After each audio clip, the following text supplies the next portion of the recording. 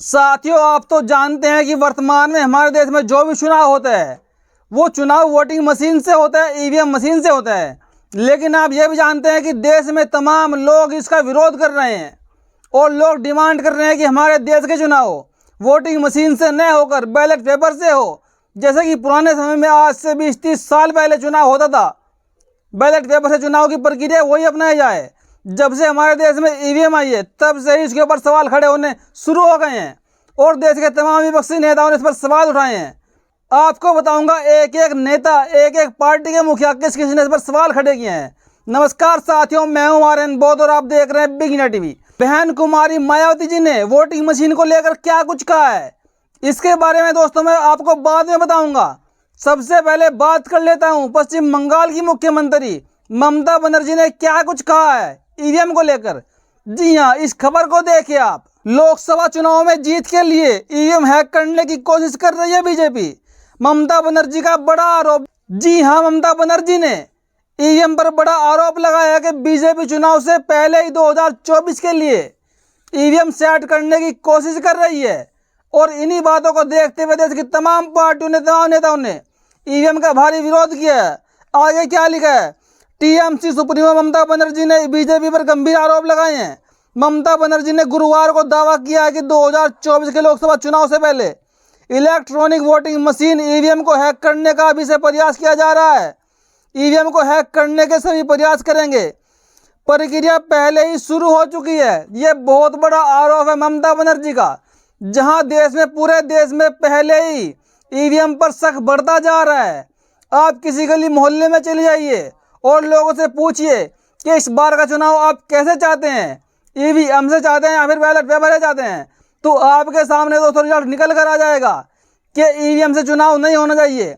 हालांकि बस उन लोगों में बीजेपी के कार्यकर्ता ना हो और अंधभक्त ना हो, क्योंकि बीजेपी के कार्यकर्ता और अंधभक्त ईवीएम की पूजा कर रहे हैं। इस टाइम ईवीएम को भगवान मान रहे हैं। उनको भी सब पता है कि जो बीजेपी चुनाव जीत रही है वो ईवीएम की बदौलत जीत रही है, क्योंकि चारों तरफ बीजेपी का विरोध हो रहा है और देश में बड़ा गठबंधन तो इंडिया नाम का हो ही गया है, जिससे एनडीए वाला गठबंधन थर थर कांप रहा है। दोस्तों, बीजेपी के जो बड़े बड़े नेता हैं, चाहे वो मोदी जी हो, चाहे वो योगी जी हो, या फिर वो अमित शाह हो, जेपी नड्डा हो, सबके चेहरे का रंग उड़ चुका है, क्योंकि एनडीए का साथ तमाम पार्टियां जो दल हैं लगातार साथ छोड़ने की कोशिश कर रहे हैं और साथ छोड़ कर जा रहे हैं।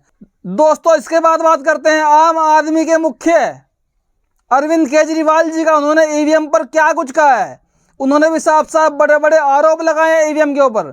दोस्तों, आपने देखा होगा केजरीवाल जी की सरकार दिल्ली में है और पंजाब में है, लेकिन दोस्तों उसके बाद भी केजरीवाल जी ने ईवीएम पर सवाल खड़े किए हैं कि बीजेपी हर बार जो चुनाव जीतती है वो ईवीएम में घोटाला करके जीतती है। उन्होंने क्या कुछ कहा है, Arvind Kejriwal says EVM machine और मल्टीपुलेट। जी हाँ, यानी कि मशीन को घुमाया फिराया गया, धांधलीबाजी की गई है। दिल्ली के सीएम अरविंद केजरीवाल ने दिल्ली में एक पीसी के दौरान बीजेपी पर ईवीएम से छेड़छाड़ का आरोप लगाया है। साथ ही उन्होंने कहा कि उन्हीं बूथ पर ईवीएम खराब हुई जहां भाजपा का विरोध है।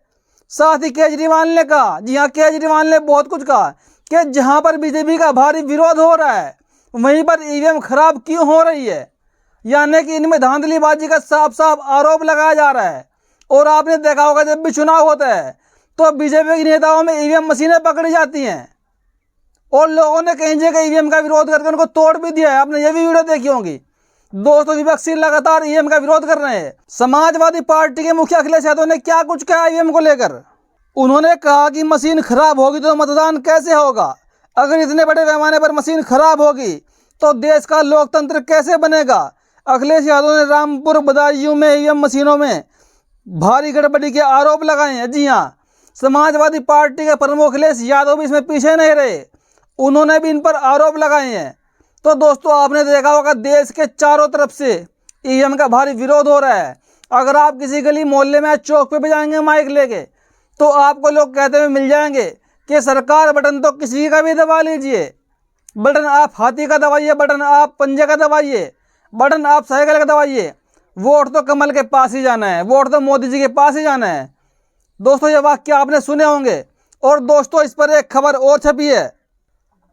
दोस्तों ये खबर तब की है जब केंद्र में कांग्रेस की सरकार थी 2009 में। और दोस्तों इस पर बीजेपी के बड़े नेता उस समय हुआ करते थे लाल कृष्ण आडवाणी।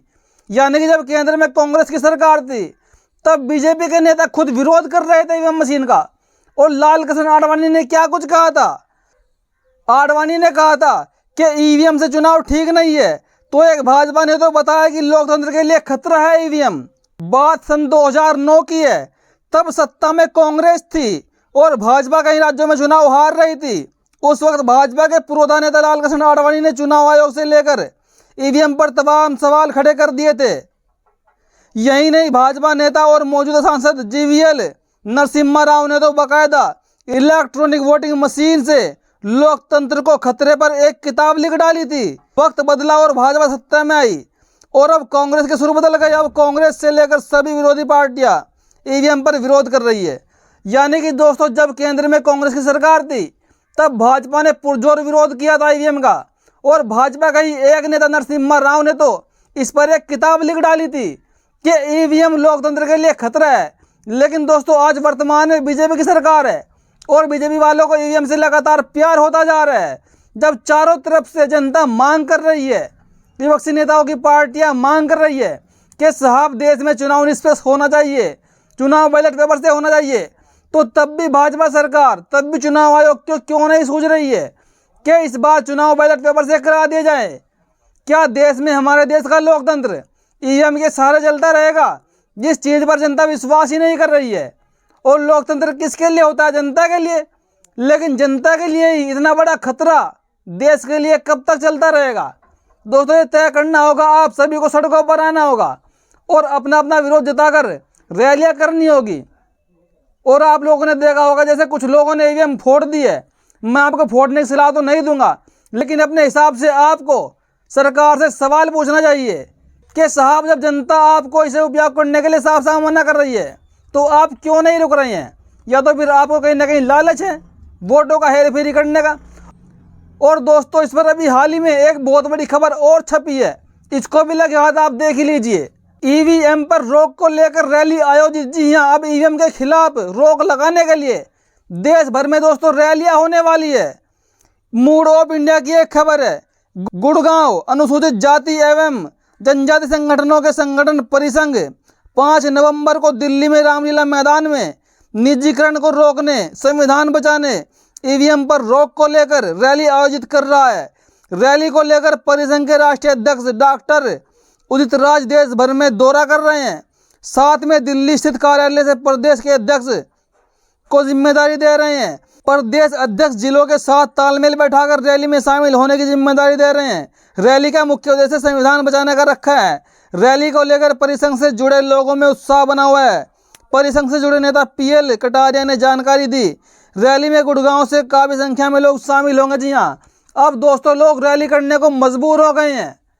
जब केंद्र की सरकार, वर्तमान की सरकार जनता की मांगों को नहीं सुन रही है तो लोग रैलियां करेंगे, लोग सड़कों पर उतरेंगे और अपनी बातों को मनवा कर छोड़ेंगे। और दोस्तों अब बात कर लेते हैं बहन कुमारी मायावती जी की। आप इस वीडियो को सुन लीजिए, बहन कुमारी मायावती जी ने क्या कुछ कहा, सुनिए आप इस वीडियो को।